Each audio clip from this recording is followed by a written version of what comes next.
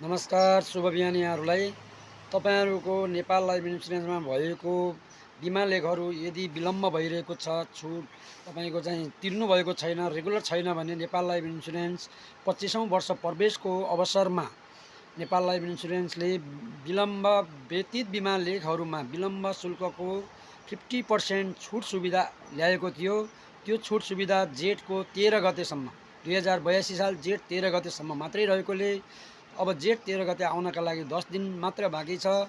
यो 10 दिनभित्र तपाईँहरूले आफ्नो बिमा लेखहरू नवीकरण गर्नुहोस्। यो नवीकरण गर्दा तपाईँले यदि आफूसँग पैसा छैन, सरसापट गर्नु पर्यो भने पनि गरेर तपाईँ तुरुन्तै कति लोन पाउँदैछु भन्ने कुरा पनि हाम्रो नेपाल लाइफ इन्सुरेन्सको आइटी सिस्टमले बनाइदिएको छ। यो लोन सिस्टम पनि तपाईँ देख्नुहुनेछ र आवश्यकतामा चाहिँ भोलि सरसापट भएको रकम तपाईँले लोन लिएर त्यो लोनबाट पनि भुक्तानी गर्न सक्नुहुनेछ र चर्को ब्याजलाई हामी रिटर्न गर्नेछौँ। यो भोलि तपाईँको समयअनुसार भुक्तानी गर्दै जानुहुनेछ। पछि अहिले अप्ठ्यारोमा हुनुहुन्थ्यो, कोभिड आएको थियो, आर्थिक मन्दी थियो, देशमा रोजगारीहरू टुटेका थिए। अब चाहिँ यस कारणले गर्दा तपाईँहरूको बिमा लेख व्यतीत भएका हुन्।